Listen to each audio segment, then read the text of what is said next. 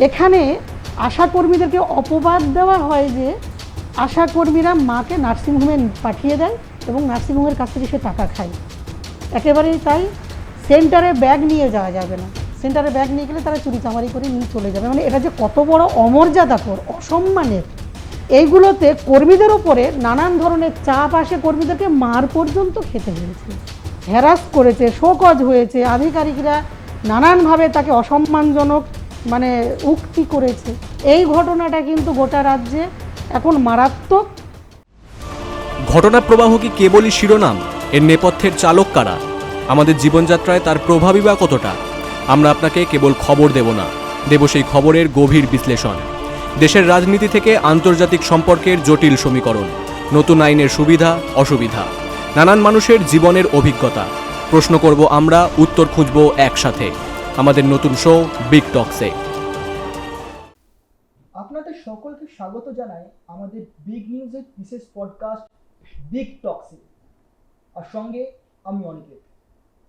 আজকে আলোচনার বিষয় তাদেরকে নিয়ে যারা গ্রাম থেকে শহর নিরলস পরিশ্রম কিন্তু করে চলেছেন, কিন্তু তাদের কথা বর্তমানে সমাজে বা আমাদের সামাজিক মাধ্যম সোশ্যাল মিডিয়াতেও খুব একটা প্রচলিত না। তাদের কথা হচ্ছে অঙ্গনবাড়ি মহিলা বা আশা কর্মীদের নিয়ে। সেই অঙ্গনবাড়ি মহিলারা কিভাবে তাদের জীবনযাপন করে চলেছেন এবং কিভাবে তাদের নিরলস পরিশ্রম কিন্তু করে চলেছেন, তাদের এই কথাগুলি তুলে ধরার জন্য আজকে আমাদের সঙ্গে তাদেরই প্রতিনিধি রয়েছেন ইসমা তারা খাতুন।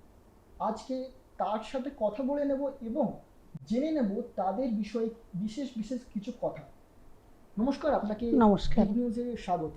নমস্কার। আপনার এই যে জার্নি বা আপনার এই কাজের সঙ্গে যুক্ত হওয়া কিভাবে? আমি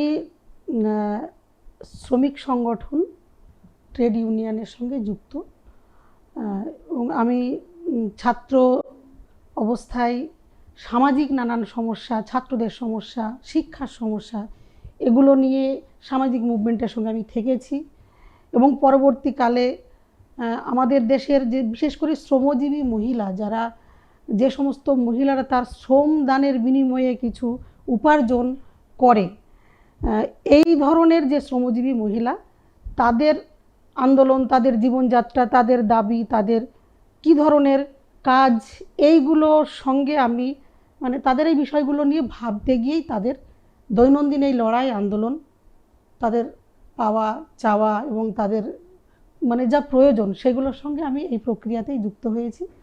আমি শ্রমিক সংগঠন এআইইউটিউসি ট্রেড ইউনিয়নের রাজ্য কমিটিতে আছি।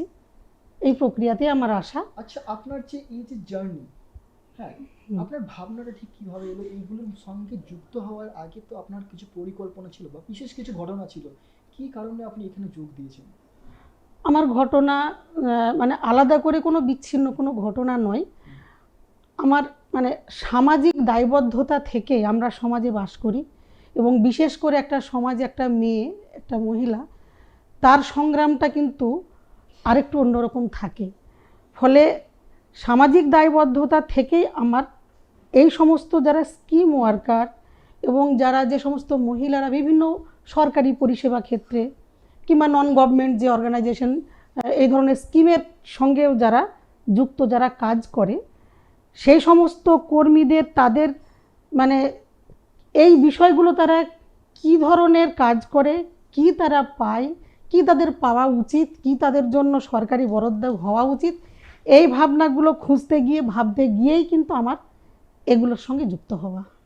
আচ্ছা, আপনি যে এতদিন ধরে এই অঙ্গনবাড়ি মহিলা বা আশা কর্মীদের এই সকল কাজের সঙ্গে যুক্ত আছেন, তো দৈনন্দিন জীবনে তাদের জীবনে কি কি স্ট্রাগল আছে বা কি কি বিষয় উঠে আসে, কি বলবেন আপনি? হ্যাঁ, স্ট্রাগল বলতে যদি বলেন, কাজটা হচ্ছে অত্যন্ত গুরুত্বপূর্ণ। আশাকর্মী, অঙ্গনওয়াড়ি কর্মী, মিড ডে মিল, আমাদের এই দেশে বহু স্কিম আছে যে স্কিমগুলোতে মূলত মহিলারাই কাজ করে।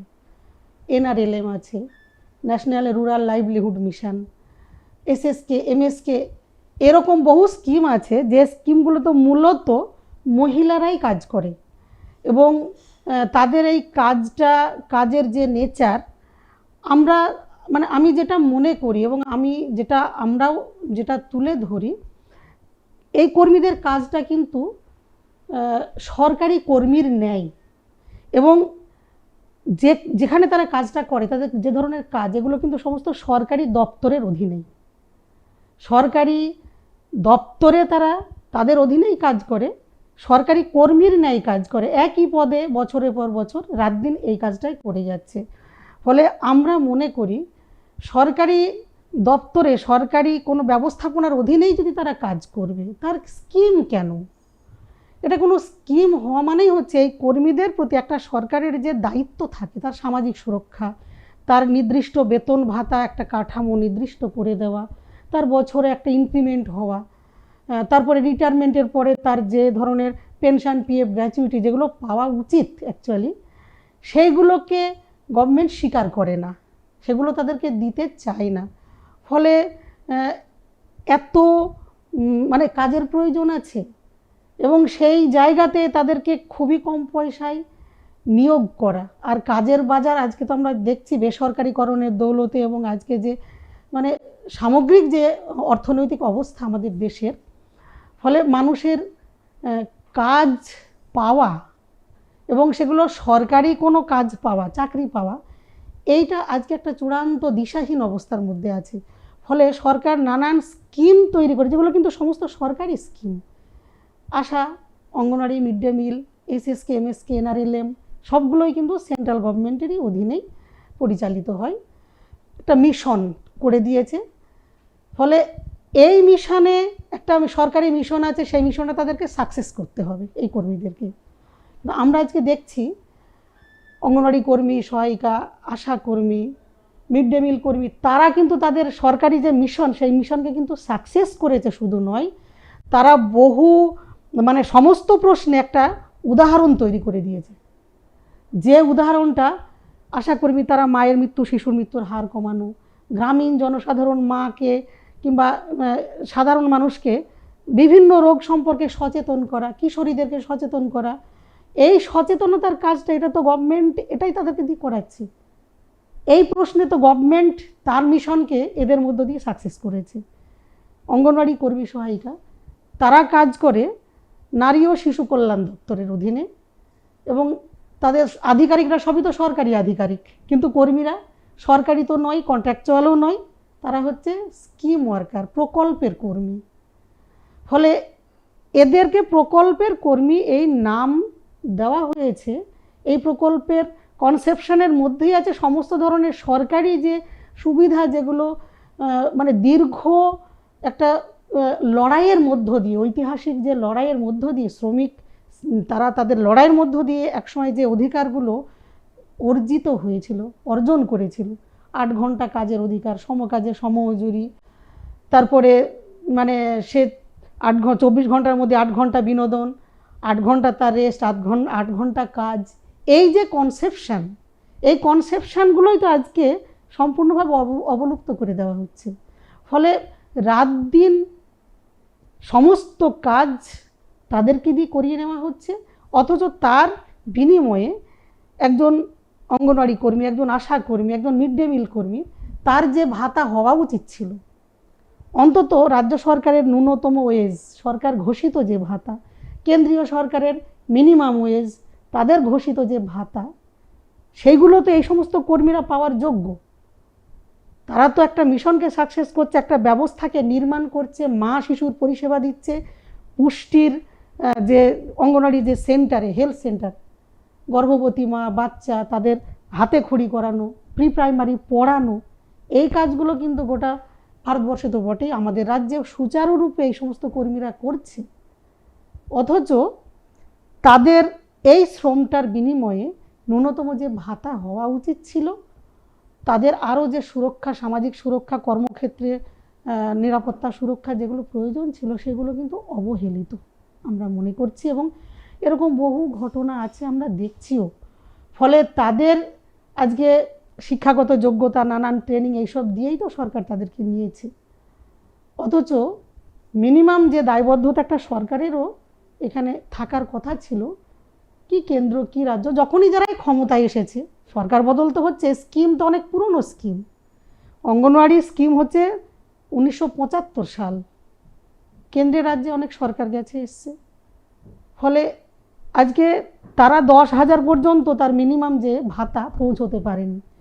আশা কর্মীরা তারা 10,000 পর্যন্ত অন্তত তার মিনিমাম রাত দিন কাজের বিনিময়ে সে কিন্তু পৌঁছতে পারেনি। মিড ডে মিল কর্মীদের এতই দুর্দশা, সেটা বলাটা আমাদের কাছে সত্যিই খুবই খারাপ লাগে। 1,500 টাকা একটা কর্মীর তার ভাতা, এখন এই 500 টাকা একটা দীর্ঘ লড়াই আন্দোলনের ফলে বেড়েছে, এবং 2,000 টাকা এখন, সেটাও ওই গ্রুপগুলোকে, স্বনির্ভর গোষ্ঠী নানান গ্রুপ, সেই গ্রুপের মধ্যে আবার এই টাকাটা ভাগ হয়। ফলে যে তাদেরকে মানে এত কম পয়সায় কে কাজ করতে আসে, তার এত প্রয়োজন আছে, এই জন্যই সে 1,500 টাকা 2,000 টাকার জন্য কাজটা করতে আসে। সে তার অন্যের শিশুর খাওয়া, তার প্রতিপালন, তাকে ঠিক সময় রান্না করে দিয়ে খাওয়ার ব্যবস্থা যে মিড ডে মিল কর্মী করছে, সেই মিড ডে মিল কর্মী তার সন্তান, তার শরীর, তার পরিবার, এই যে ভাতাটুকু সে পায় সেইটা দিয়ে পূরণ হয়, অথচ সে অন্যের সন্তানকে খাইয়ে পরিয়ে সে যাতে লেখাপড়া শিখতে পারে, সে ঠিক এই কাজটা করে যাচ্ছে। মানে আপনি বলতে চাইছেন যে তারা যে দায়িত্ব পালন করে, সেই পালন দায়িত্ব, মানে সেই দায়িত্বগুলি হচ্ছে একটা সরকারি কর্মীর দায়িত্ব বা এক মায়ের দায়িত্ব বলতে পারি। কারণ ছোট শিশু যারা আছে তাদেরকে পালন যেভাবে তার মারা পালন করে থাকে, এই কর্মীরাও কিন্তু ঠিক সেইভাবেই পালন করে থাকছে। কিন্তু এই যে আপনি এখন বললেন যে 1,500 টাকা মাসিক যে ভাতা, 1,500 টাকার মধ্যে কিভাবে তাদের সংসার চলে, বা তাদের কি আছে তাদের মধ্যে যে যার জন্য তারা এই 1,500 টাকার মধ্যে মানে কাজ করতে চাইছে? এটা চাইছে আমি যতটুকু মনে করি, যেহেতু এটা একটা সরকারি স্কিম, তো ফলে এদের একটা প্রত্যাশা থাকে এবং প্রত্যাশা জাগানোও হয়। এই কর্মীদের একটা প্রত্যাশা থাকে, একটা সরকারি স্কিম, হয়তো কাজটা করি, কম পয়সাতে ঢুকেছি, করি, একদিন না একদিন হয়তো আমার কিছু সুবিধা আসবে, আমাকে হয়তো নিশ্চয়ই সরকার আমার দিকে তাকাবে। কিন্তু যুগের পর যুগ যখন পেরিয়ে যাচ্ছে, আমরা দেখতে পাচ্ছি না সেরকম সেই বেরোচ্ছে। ধরনের সুযোগ সুবিধা।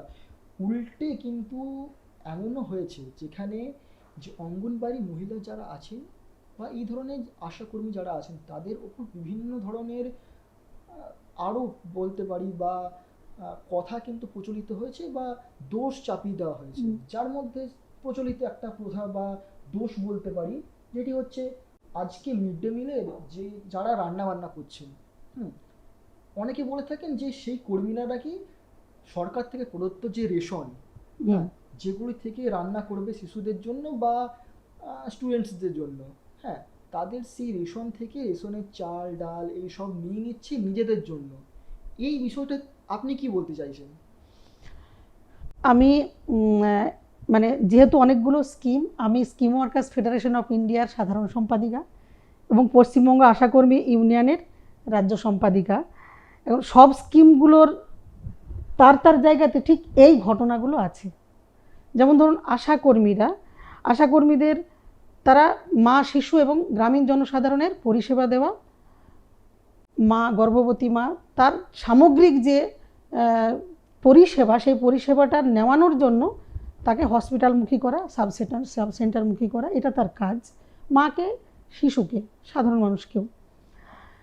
আশাকর্মীদেরকে বলা হয় যে সে তার সামগ্রিক এই ধরনের যে পরিষেবা সংক্রান্ত যা কাজ, সবটা সরকারি হাসপাতালে নিয়ে যেতে হবে। এমনকি মা যখন ডেলিভারির সময় তাকে নিয়ে যেতে হবে, এটাই মানে একটা অর্ডার সরকারি। ফলে আমরা দেখেছি এই আশাকর্মীরা যখন তার সমস্ত শ্রম, ধ্যান, জ্ঞান, তার অ্যাটেনশন সবটা দিয়ে 9 মাস পর্যন্ত একটা মাকে পরিষেবা দিয়ে সে তো চেষ্টা করে যে সে সরকারি হাসপাতালে নিয়ে যাবে, যেহেতু এটার সঙ্গে তার একটা ইনসেন্টিভ যুক্ত হয়ে আছে কাজের বিনিময়ে স্বাভাবিকভাবেই। আবার এইটুকু শুধু তার টার্গেট নয়, একটা মা একটা শিশুকে যখন এতটা কাছ থেকে তার পরিষেবাটা দেয়, তার সঙ্গে একটা আত্মিক সংযোগ গড়ে ওঠে এই কর্মীদের।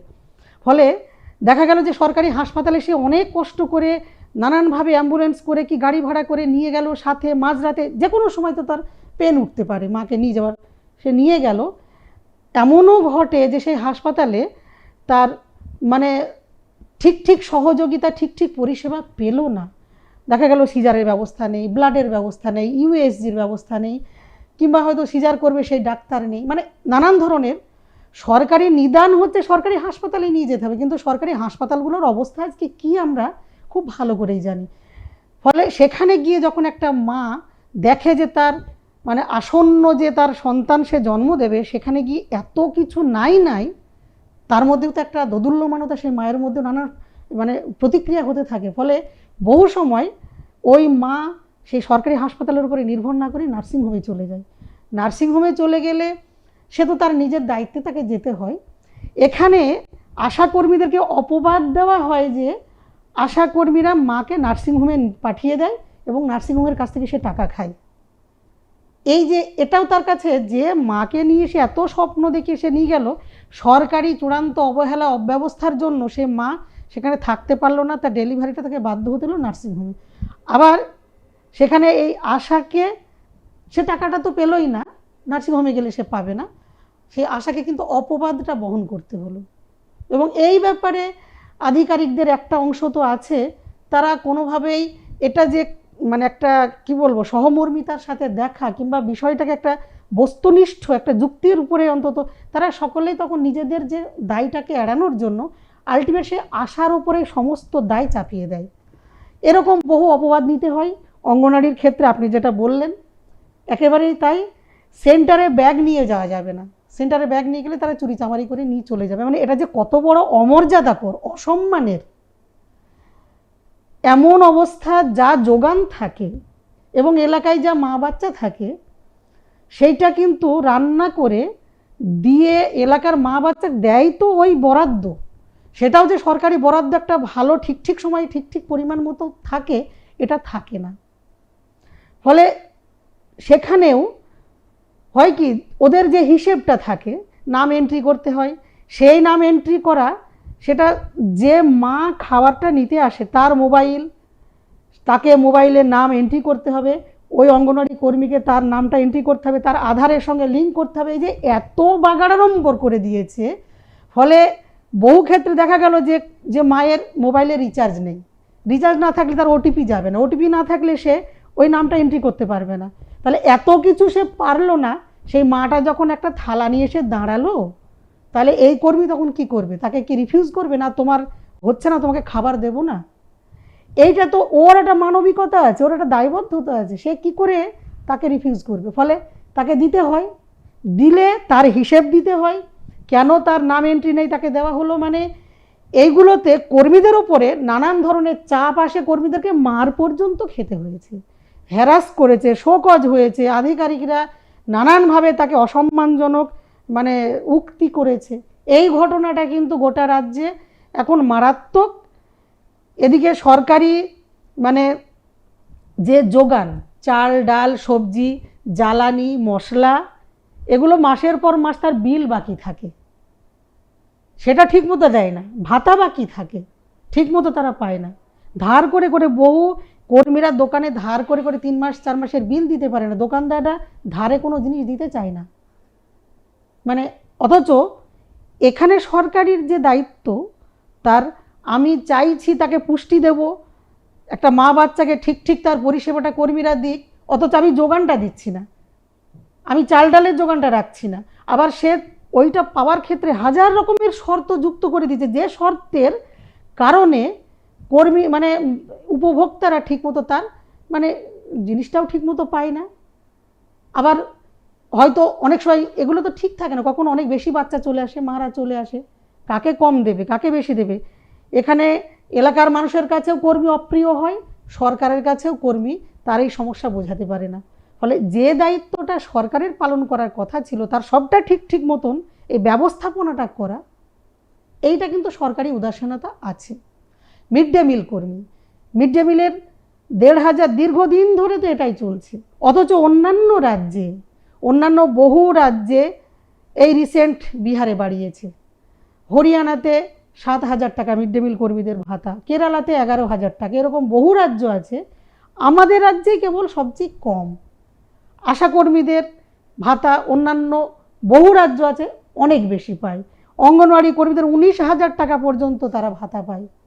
ফলে আমাদের রাজ্যে আমরা দেখছি এই কিছুদিন আগে আমাদের মাননীয় মুখ্যমন্ত্রী দর হেঁকে হেঁকে ক্লাবগুলোকে মানে কত চাই, ৮০,০০০, ৯০,০০০, ১,০০,০০০, ১,১০,০০০, এই যে তাদেরকে ক্লাবকে দান খয়রাতি, অথচ যে কর্মীরা একটা ব্যবস্থাকে কিভাবে তার মানে নির্মাণ করছে, এবং সবটাই সরকারি দপ্তর, এটা কেন্দ্র রাজ্য উভয়েরই দায়িত্ব আছে।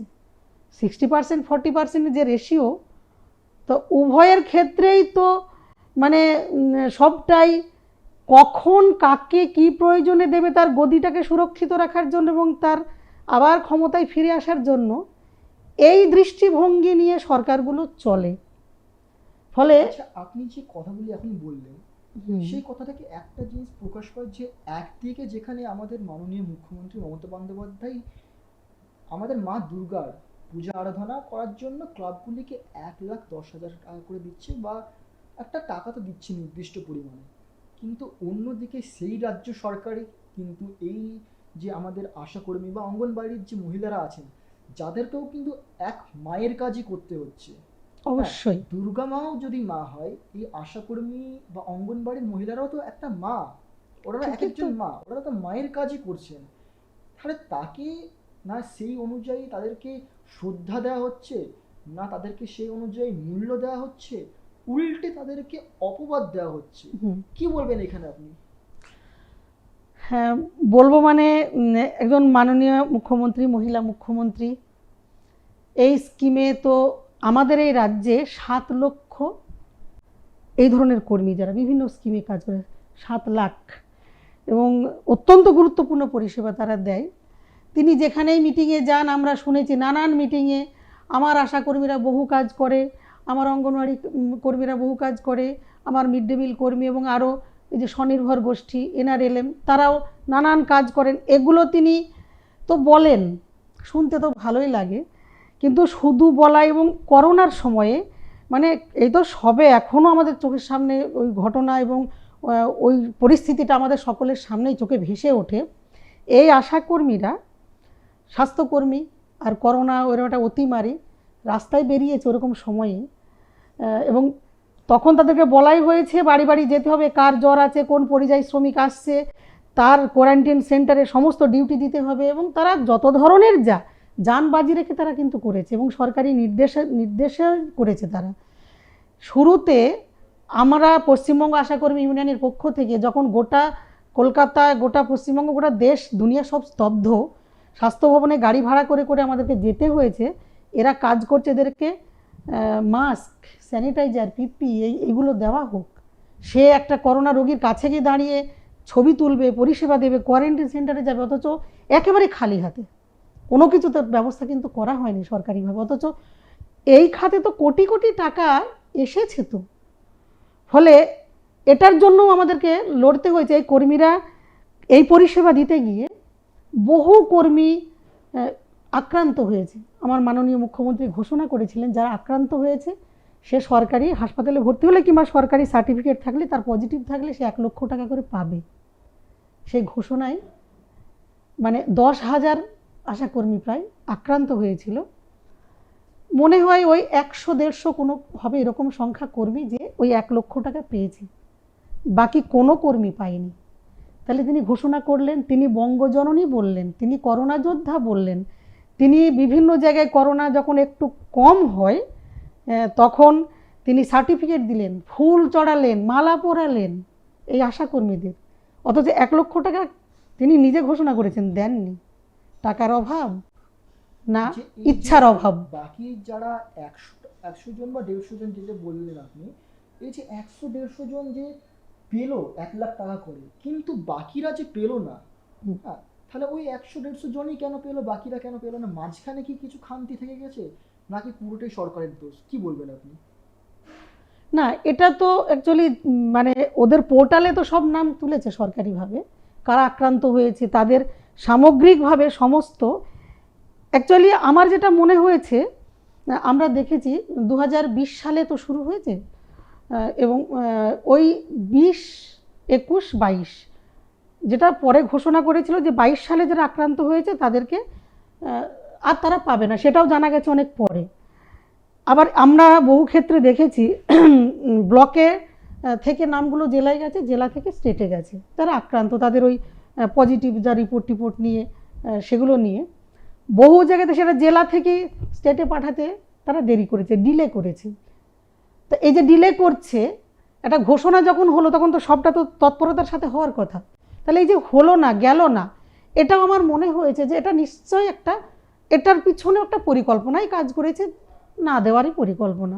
ফলে ক্রমাগত মানে একটু সইয়ে ভুলিয়ে দেওয়া, আর পাবে না, এইটাকেই আমার মনে হয় এই প্রক্রিয়াতে ওটাকে ফেলা হয়েছে। কিন্তু আমরা এখনও পশ্চিমবঙ্গ আশা করি ইউনিয়নের পক্ষ থেকে এই দাবি করছি।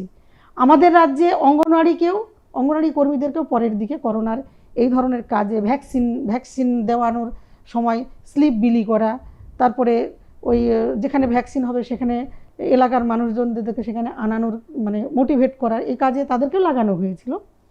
অন্যান্য রাজ্যে অঙ্গনওয়াড়িকে অনেক বেশি ফুল তাদেরকে ইউটিলাইজ করা হয়েছিল, আমাদের রাজ্যে ঠিক অতটা করা হয়নি, আশাকে যতটা করানো হয়েছিল। কিন্তু কোনো কর্মীদের ক্ষেত্রেই সরকারিভাবে যে ঘোষণা, সেই ঘোষণাকে তারা বাস্তবায়িত করেনি।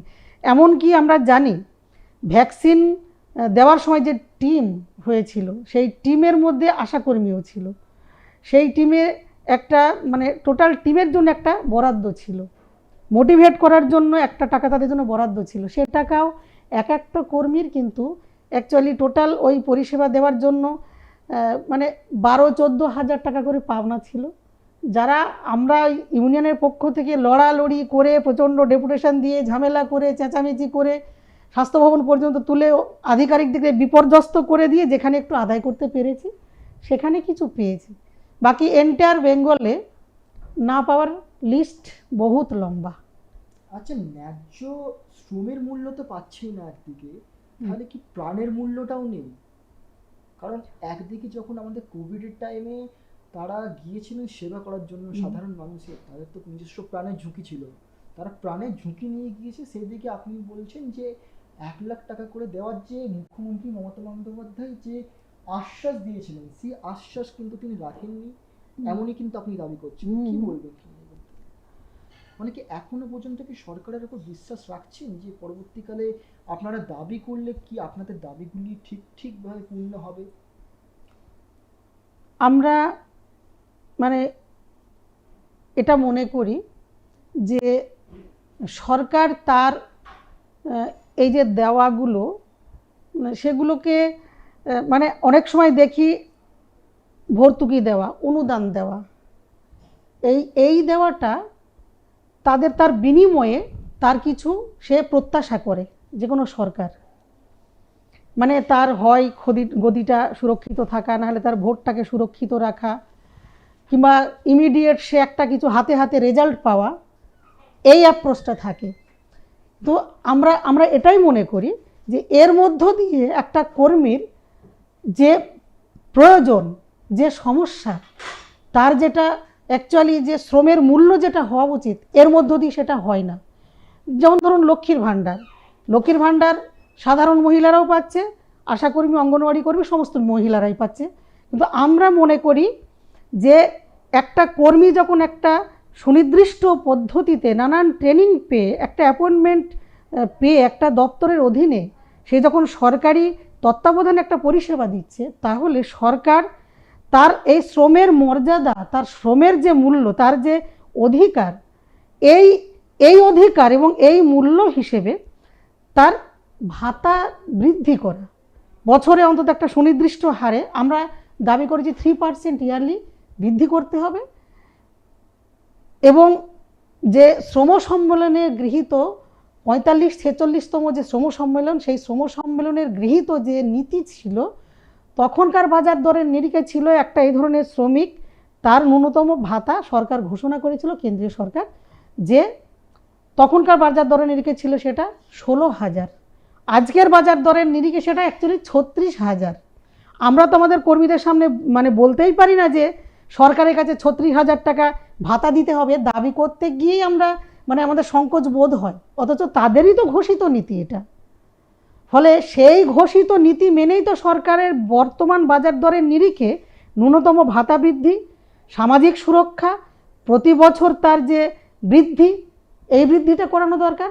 তার যে সরকারি ছুটি, তার কর্মসময়, কর্মঘণ্টা, এটা একটা নির্দিষ্ট সময়ের মধ্যে বাঁধা, এইটা তো অবশ্যই আমরা দাবি করছি এবং আমরা মনে করছি একটা সরকারের এটা তার কর্তব্য একটা শ্রমিককে এই সমস্ত অধিকারগুলোর প্রদান করা, এটা সরকারের এটা কর্তব্য। এবং আমরা সেই দাবি নিয়েই এআইইউটিউসি অনুমোদিত পশ্চিমবঙ্গ আশাকর্মী union, West Bengal anganwadi workers and helpers union, সারা বাংলা মিড ডে মিল কর্মী ইউনিয়ন, এনআরএলএম, আমাদের এই ইউনিয়নগুলোর আলাদা আলাদা তাদের ইউনিয়ন নাম দিয়ে গোটা ভারতবর্ষে আমরা আমাদের অনুমোদিত এআইইউটিউসি অনুমোদিত ভারতবর্ষের সমস্ত রাজ্যে আমরা সেই রাজ্যের অনুযায়ী নাম দিয়ে আমরা ভারতবর্ষে লড়াই করছি। এবং আমাদের এই রাজ্যেও এই ইউনিয়নগুলির মানে এতে নেতৃত্বে ধারাবাহিক আন্দোলন চলছে, ধারাবাহিক একেবারে নিরন্তর আন্দোলন চলছে। এবং আমরা মনে করি যে কোনো সরকার, আমরা যদি সে যতটুকু আজকে পর্যন্ত আমরা বেড়েছে, সরকার হয়তো বাড়িয়েছে, এই ধারাবাহিক নিরন্তর আন্দোলনের ফলেই বেড়েছে। এবং আমরা মনে করি আজকে যদি কোনো অধিকার, কোনো দাবি আদায় করতে হয়, তারা খুব খুশি হয়ে একটা কিছু দিয়ে দিল, এটা সরকার এ যাবৎ করেনি। আমার এই এতদিনের লড়াই আন্দোলনের ইতিহাসে আমরা দেখিনি। আমাকে ন্যায্য কিছু একটা পেতে হলে এই লড়াইটা আমাকে দিতে হয়েছে। আপনারা হয়তো দেখে থাকবেন, গত 22শে আগস্ট মুখ্যমন্ত্রীর বাড়ির সামনে পশ্চিমবঙ্গ পৌর স্বাস্থ্যকর্মী ইউনিয়ন, আমি এটা শুরুতেই বলতে ভুলে গেছি, সেটা হচ্ছে আরবান আশাকর্মী। এই আশাকর্মীরা তাদের কাজের নেচার, রুরাল আরবান কাজের নেচার একই। আরবান আশাকর্মী তাদের আবার দুটো দপ্তরের অধীনে, এদিকে হচ্ছে এনএইচএম, আবার এদিকে স্টেট আরবান ডেভেলপমেন্ট এজেন্সি। তা এই দুটি দপ্তরের অধীনে তাদেরকে কাজ করতে হয়। ফলে আমরা গত 22শে আগস্ট পশ্চিমবঙ্গ পৌর স্বাস্থ্যকর্মী ইউনিয়ন এবং পশ্চিমবঙ্গ আশাকর্মী ইউনিয়নের নেতৃত্বে এখানে 45,000 আশাকর্মী, একেবারে ঢিল ছোঁড়া দূরত্ব মুখ্যমন্ত্রীর বাড়ির সামনে। আমাদের দাবি হচ্ছে ফিক্সড ভাতা বৃদ্ধি করতে হবে। রাজ্য সরকার দেয় 5,250 টাকা আশাকর্মী, যেটা বলতেও বাস্তবে কি আমাদের খুবই লজ্জা করে, এতই কম। এবং এই কাজ হচ্ছে এই আরবান এবং রুরালে কর্মীদের রাত দিন, এদের কাজের কোনো সময়সীমা ঘড়ি ঘন্টা কিছু নেই, রাত দিন কাজ করতে হয়। আর ইনসেন্টিভ যেটা কাজ পায় তারা, কাজ থাকলে টাকা, কাজ না থাকলে তাদের মানে কোনো কিছু পায় না। ফলে অত্যন্ত কম পয়সায় রাত দিন যেভাবে পরিষেবা দিয়ে চলেছে, এই যে এখন 5,250 টাকা, এটা ছিল 800 টাকা শুরুতে যখন কাজে তারা লাগে, তারপরে হলো 1300 টাকা। একবারে ধারাবাহিক আমাদের এই ইউনিয়নের নেতৃত্বে লড়াই করে করে, আন্দোলন করে করে আমরা আজকে এইটুকু যে পেয়েছি, একবারে পুরো ব্যাটেল দিতে হয়েছে গভর্নমেন্টের কাছে আমাদের। এবং বোনাস এই বছরই 6,800 টাকা বোনাস। আমরা এটা নিয়েও যখন প্রথম বলি রাজ্য সরকারের কাছে, ওনারা বলেছিলেন আশাকর্মী তার আবার বোনাস কী, একটা প্রকল্পের কর্মী তার আবার বোনাস কী। আমরা বিভিন্ন রাজ্যের এবং আমাদের পক্ষে যে অর্ডার আছে, আইন আছে, নিয়ম আছে, শ্রমনীতি আছে, সেগুলো তুলে ধরে ধরে আমরা তাদেরকে দেখিয়েছি। এবং এই বোনাস তাদেরকে দেওয়াই হতো না, এখন উৎসব ভাতা, এটুকুও কিন্তু আন্দোলন করেই আমরা আদায় করেছি। ফলে এই আন্দোলন একইভাবে অঙ্গনওয়াড়ি, তাদের মধ্যেও এই একই দাবি। আমাদের দাবি হচ্ছে ন্যূনতম ভাতা রাজ্য সরকার এত কম নয়, অঙ্গনওয়াড়ি কর্মীকে দেওয়া হয় মানে কেন্দ্র রাজ্য মিলে 9,000, সহায়িকা 6,800, মানে আমি বললাম না 10,000ও ছুঁতে পারিনি। এইটা আজকের বাজার দরের নিরিখে এবং এদের যে ধরনের কাজ, যে পরিষেবাটা দেয়, তার নিরিখে এইটা কোনো ভাতা? ফলে আমরা এই আমাদের দাবি হচ্ছে রাজ্য সরকার মিনিমাম ওয়েজ, যেটা রাজ্য সরকারের ঘোষিত, সেটা তো দক্ষ, অর্ধদক্ষ এবং অদক্ষ শ্রমিক, মানে সর্বোচ্চ হচ্ছে 15,000 দক্ষ শ্রমিক, তারপরে 13.5 হচ্ছে অর্ধদক্ষ, 11,000 অদক্ষ। তাহলে এই কর্মীরা সকলেই কিন্তু একটা দক্ষ শ্রমিকের মতন তার শ্রম দেয় প্রতি তার দপ্তরে। মিড ডে মিল কর্মী, পৌরস্বাস্থ্য কর্মী, আশাকর্মী, অঙ্গনওয়াড়ি কর্মী, তার জায়গাতে সরকারি পরিষেবা ক্ষেত্রে সরকারি কর্মীর নাই তারা পরিষেবা দিচ্ছে। তাহলে কেন্দ্রীয় সরকারেরও একই, তারও একটা ঘোষিত ন্যূনতম ওয়েজ আছে। তাহলে এই কর্মীরা কি কোনো কিছুর মধ্যেই পড়ে না? এর উত্তর কিন্তু রাজ্য সরকারও দিতে পারেনি, কেন্দ্রীয় সরকারও দিতে পারেনি। তারা ওই যখন আন্দোলনের চাপে এটাই বলে, তোমরা তো প্রকল্পের কর্মী, তোমরা তো জেনেই এসেছো। ঠিকই, তোমরা তো জেনেই এসেছি, তো প্রকল্পের কর্মী মানে এখানে তো আমার কাজ এবং সেই কাজের নিরিখে সাংবিধানিক আমাদের রাইটস আছে। আমি কাজ করলে আমাকে তার ঠিক ঠিক সেই যে পারিশ্রমিক, তার ঘড়ি ঘন্টা ধরে যেটা হওয়ার কথা, সেটা একটা সরকারের দেওয়ার দায়িত্ব, এবং সেই সরকার তার প্রতি মাসের প্রথম সপ্তাহে বেতন ভাতা যাই হোক সে দেবে। তাহলে এক্ষেত্রে আমরা দেখতে পাচ্ছি এই আশাকর্মীদের 4 মাস ইনসেন্টিভ বাকি আছে। এটা তাদের কোন নিয়মে পড়ে, কোন সংবিধানে পড়ে? তাহলে নিয়ম তারা তাদের সুবিধা মতন তৈরি করছে। এবং এই যে শ্রম কোড এখন যে নিয়ে আসছে, এই শ্রম কোডের মধ্য দিয়ে সরকারগুলি যেটা করছে, তার একটা শ্রমিকের যত ধরনের সামাজিক ন্যায় নীতির ভিত্তিতে এবং এই শ্রমিকের অধিকারের মধ্যে যেগুলো পড়ে, সেখানে সবটাই খতম করছে এবং সমস্ত অধিকারকে একেবারে নস্যাৎ করে দিয়ে সে একটা কর্মী থাকবে কি থাকবে না, তাকে প্রতিদিন কাজ দেবে কি দেবে না, তাকে আজকে রাখবে কি রাখবে না, তাকে ছাঁটাই করবে কি করবে না, এ সমস্তটাই হয়ে যাচ্ছে সরকার মালিক তার খেয়াল খুশি মতো এই নিয়মগুলো নিয়ে আসছে। ফলে শ্রম কোডের মধ্য দিয়ে সে যে দাবি করবে, প্রতিবাদ করবে, ইউনিয়ন করার অধিকারকেও ধীরে ধীরে সেখানেও হরণ করার চেষ্টা করছে। ফলে আমরা যে পশ্চিমবঙ্গ আশাকর্মী ইউনিয়ন, পশ্চিমবঙ্গ পৌর স্বাস্থ্যকর্মী union, West Bengal anganwadi workers and helpers union, সারা বাংলা মিড ডে মিল কর্মী ইউনিয়ন, সারা বাংলা এসসি কর্মী ইউনিয়ন, এই যে আমি যেগুলোকে আসলে যেগুলোর সঙ্গে আমি ডাইরেক্ট যুক্ত আছি, সেই জন্য আমি এই নামগুলো বললাম। NRLM, national rural livelihood mission, এগুলোরও নানান ধরনের অনেকগুলো ক্যাটাগরি আছে এবং সকলেরই তার তার জায়গাতে অত্যন্ত ডিপ্রাইভড, অত্যন্ত নিডি, তারা হচ্ছে তার তার জায়গায় ভীষণ শোষিত, বঞ্চিত। ফলে এই সকলের লড়াইয়েই আমরা আছি। আমাদের প্রধানমন্ত্রীজি মাতৃবন্দনা এটা করতে করছেন। আমাদের মুখ্যমন্ত্রী তিনি মায়ের আরাধনা করছেন এবং তিনি তো বলেনই এরা সবই হচ্ছে আমার মা, আমার মায়ের মতন। সব জায়গাতে কিন্তু এই কর্মীদের তিনি প্রশংসা করেন। কিন্তু এরা কিভাবে কি পরিস্থিতিতে আছে, এদের সংসার, এদের শরীর, তার সন্তানের লেখাপড়া, তার সন্তানের সুস্থ থাকা, তার সন্তানের চিকিৎসা, এইটা কি সরকারের দেখার দায়িত্ব নেই? এমনকি এই কর্মীরা অসুস্থ হলে এমনভাবে তাদেরকে চাপ দেওয়া হয়, তুমি সুস্থ কি অসুস্থ দেখবে না, তোমাকে সেন্টারে আসতে হবে, তোমাকে কাজে যেতে হবে, তোমাকে এই মাটাকে নিয়ে যেতে হবে, রাত হোক যখন হোক, তোমাকে পা ভেঙে গেল, হাত ভেঙে গেল, তোমার স্বামী মারা গেল, তোমার ছেলে মারা গেল, কোনো কিছু দেখবে না। আমি মাঝে মগরাহাটে গেছিলাম, খুবই খারাপ লাগে, একজন আশাকর্মীর হাজব্যান্ড মারা গেছে বুধবার, আর বুধবারে হচ্ছে আশাকর্মীদের অ্যাটেন্ডেন্স ডে। সে জানিয়েছে, তো জেনে গেছে যে তার হাজব্যান্ড মারা গেছে, বুধবারের জন্য একটা ইনসেন্টিভ তারা পায়, 240 টাকা পায়। সেই 240 টাকা কিন্তু ওই কর্মীর কেটে নেওয়া হলো, দেওয়া হলো না। তাহলে এখানে আমি মানবিকতার যে নিদর্শনটা দেখাতে পারলাম না। এত যান্ত্রিক একটা আমাদের অ্যাপ্রোচ, এই ব্যবস্থাটা, এই কাজটি সেই বুধবারে ওই কর্মীটি যে কাজটা করতে পারেনি, সেই কাজটা কিন্তু তার সপ্তাহের, মাসের যে কোনো দিন তাকে করতেই হবে, সে করেও দেবে। অথচ সেই দিনের জন্য তার হাজব্যান্ড মারা গেছে। এই ঘটনাটা কিন্তু শুধু আমি একটা কথা, ওখানকার কথা বললাম, শুধু ওখানকার নয়, এই ঘটনা বহু ভুরি ভুরি এরকম উদাহরণ আছে।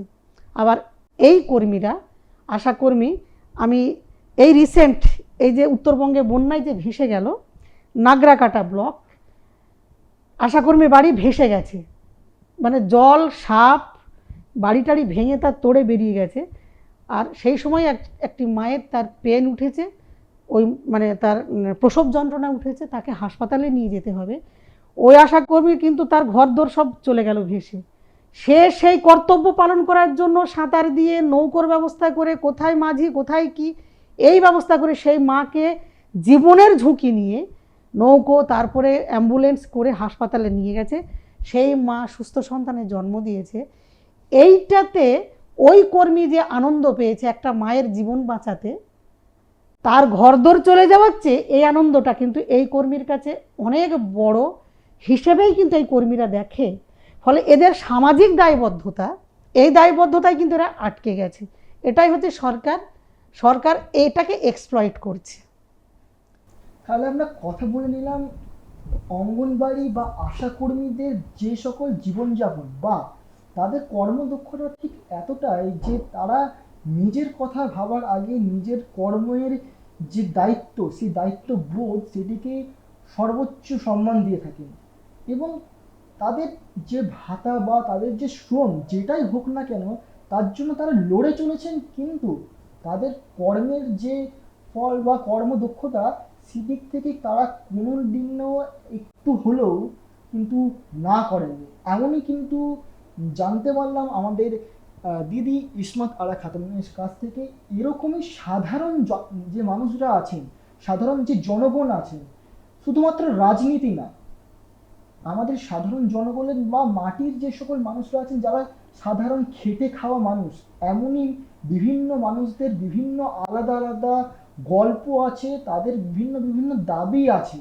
ঠিক এই বিষয়গুলিকে কিন্তু আমরা পরবর্তী পর্বে কিন্তু আমাদের এই বিগ টক্স যে শো সেখানে কিন্তু তুলে ধরবো। তাই চোখ রাখুন শুধুমাত্র বিগ নিউজের পর্দায়। ঘটনা প্রবাহ কি কেবলই শিরোনাম? এর নেপথ্যের চালক কারা? আমাদের জীবনযাত্রায় তার প্রভাবই বা কতটা? আমরা আপনাকে কেবল খবর দেব না, দেব সেই খবরের গভীর বিশ্লেষণ। দেশের রাজনীতি থেকে আন্তর্জাতিক সম্পর্কের জটিল সমীকরণ, নতুন আইনের সুবিধা অসুবিধা, নানান মানুষের জীবনের অভিজ্ঞতা। প্রশ্ন করব আমরা, উত্তর খুঁজব একসাথে। আমাদের নতুন শো বিগ টক্সে।